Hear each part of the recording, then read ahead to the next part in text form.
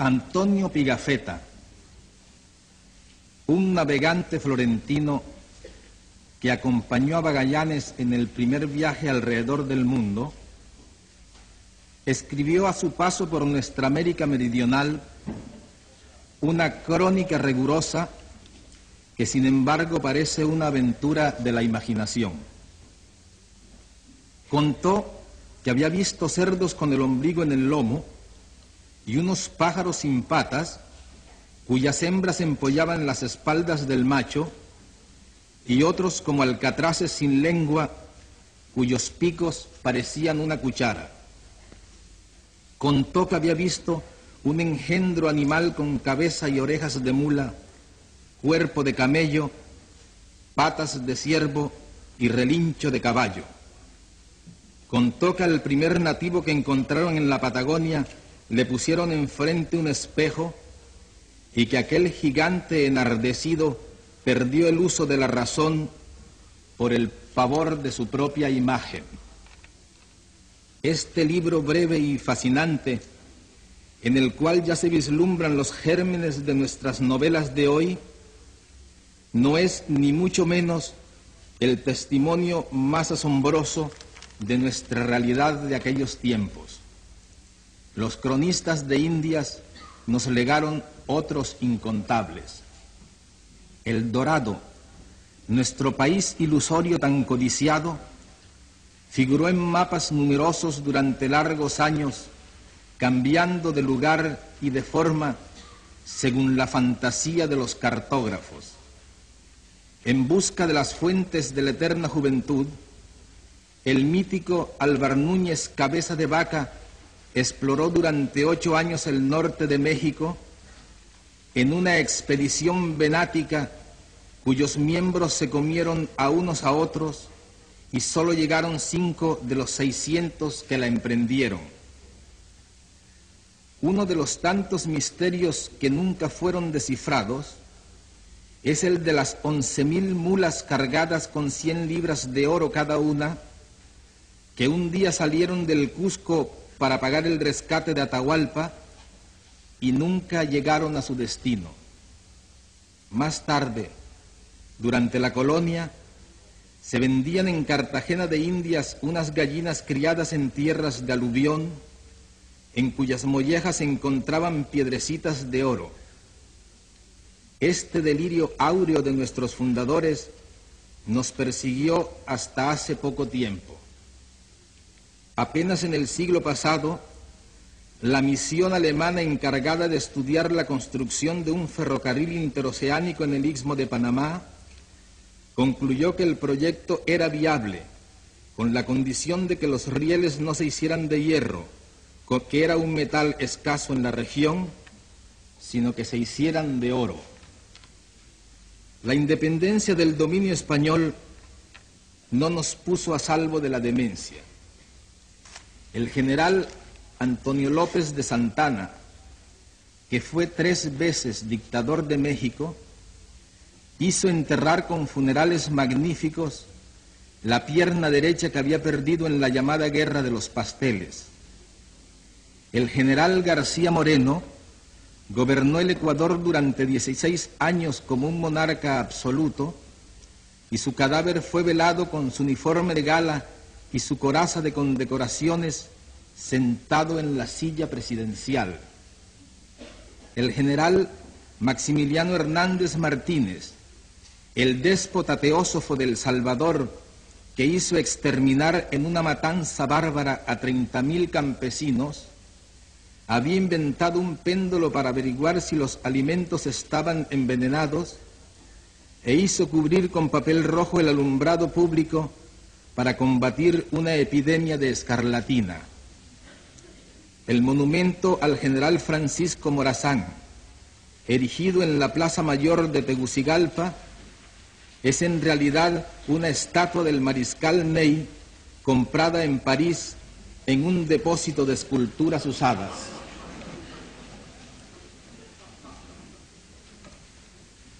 Hace 11 años, uno de los poetas insignes de nuestro tiempo, el chileno Pablo Neruda, iluminó este ámbito con su palabra. En las buenas conciencias de Europa, y a veces también en las malas, han irrumpido desde entonces con más ímpetus que nunca las noticias fantasmales de la América Latina, esa patria inmensa de hombres alucinados y mujeres históricas cuya terquedad sin fin se confunde con la leyenda. No hemos tenido desde entonces un instante de sosiego.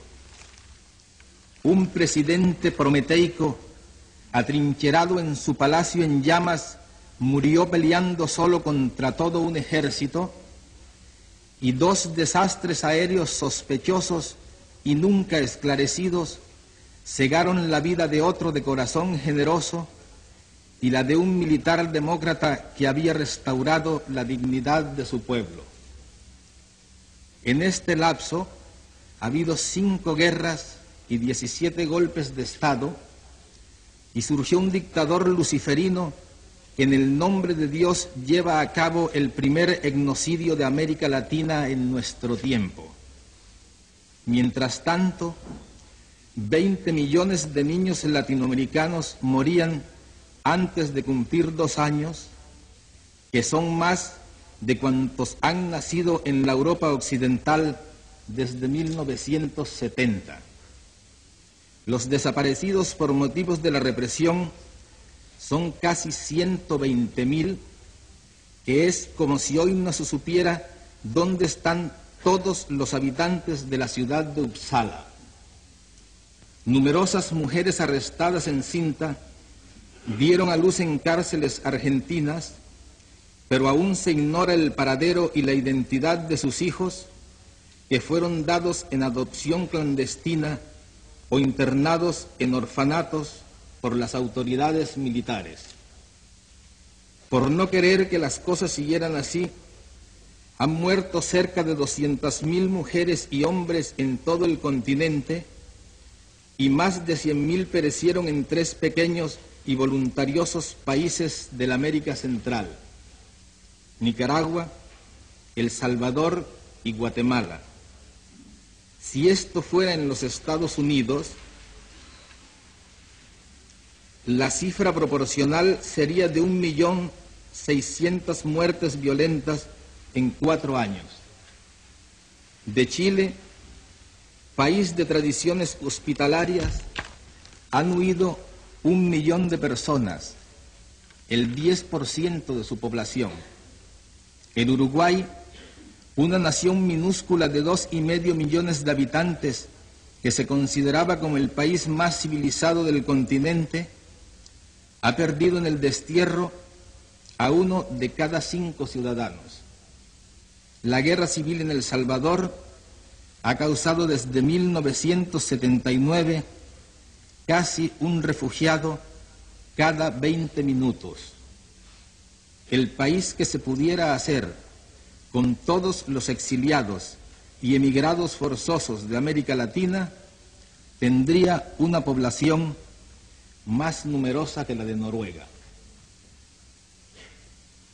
Me atrevo a pensar que es esta realidad descomunal, y no solo su expresión literaria, la que este año ha merecido la atención de la Academia Sueca de las Letras.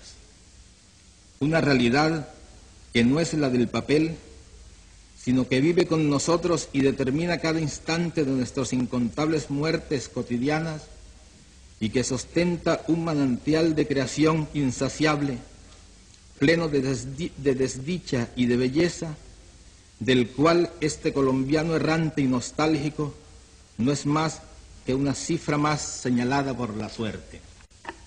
Poetas y mendigos, músicos y profetas, guerreros y malandrines, todas las criaturas de aquella realidad desaforada, hemos tenido que pedirle muy poco a la imaginación, porque el desafío mayor para nosotros ha sido la insuficiencia de los recursos convencionales para hacer creíble nuestra vida. Este es, amigos,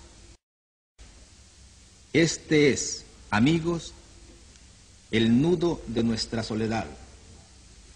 Pues si estas dificultades nos entorpecen a nosotros, que somos de su esencia, no es difícil entender que los talentos racionales de este lado del mundo, extasiados en la contemplación de sus propias culturas, se hayan quedado sin un método válido para interpretarnos.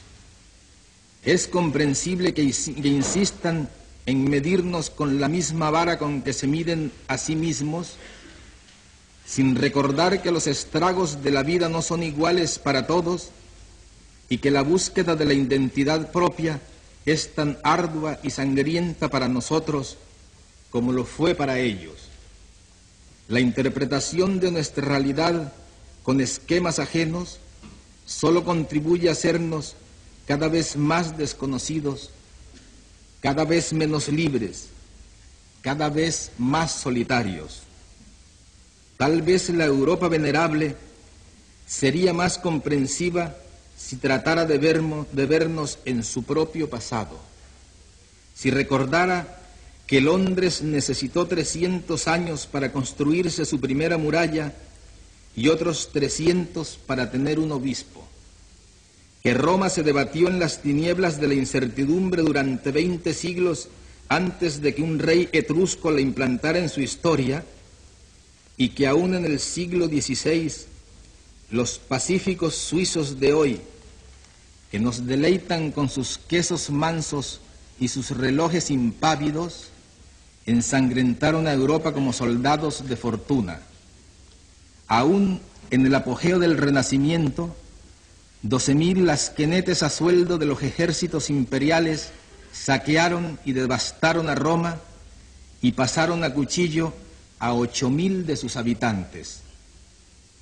No pretendo encarnar las ilusiones de Tonio Kreger, cuyos sueños de unión entre un norte casto y un sur apasionado exaltaba Thomas Mann hace 53 años en este lugar. Pero creo que los europeos de espíritu clarificador, los que luchan también aquí por su patria, por una patria más grande y más justa, podrían ayudarnos mejor si revisaran a fondo su manera de vernos. La solidaridad con nuestros sueños no nos hará sentir menos solos mientras no se concrete con actos de respaldo legítimo a los pueblos que asuman la ilusión de tener una vida más propia en el reparto del mundo. América Latina no quiere ni tiene por qué ser un alfil sin albedrío, ni tiene nada de quimérico que sus designios de independencia y originalidad se conviertan en una aspiración occidental. No obstante, los progresos de la navegación, que han reducido tantas distancias entre nuestras Américas y Europa, parecen haber aumentado en cambio nuestra distancia cultural. ¿Por qué la originalidad que se nos admite sin reservas en la literatura se nos niega con toda clase de suspicacias en nuestras tentativas tan difíciles de un cambio social? ¿Por qué pensar que la justicia social que los europeos de avanzada tratan de imponer en sus países no puede ser también un objetivo latinoamericano con métodos distintos en condiciones diferentes? No, la violencia y el dolor desmesurados de nuestra historia son el resultado de injusticias seculares y amargura sin cuento, y no una confabulación urdida a 3.000 leguas de nuestra casa. Pero muchos dirigentes y pensadores europeos lo han creído, con el infantilismo de los abuelos que olvidaron las locuras fructíferas de su juventud, como si no fuera posible otro destino que vivir a merced de los dos grandes dueños del mundo. Este es, amigos, el tamaño de nuestra soledad. Sin embargo, frente a la opresión, el saqueo y el abandono, nuestra respuesta es la vida. Ni los diluvios ni las pestes, ni las hambrunas ni los cataclismos, ni siquiera las guerras eternas a través de los siglos y los siglos han conseguido reducir la ventaja tenaz de la vida sobre la muerte, una ventaja que aumenta y se acelera. Cada año hay 74 millones más de nacimientos que de defunciones, una cantidad de vivos nuevos como para aumentar 7 veces cada año la población de Nueva York. La mayoría de ellos nacen en los países con menos recursos y entre estos, por supuesto, los de América Latina.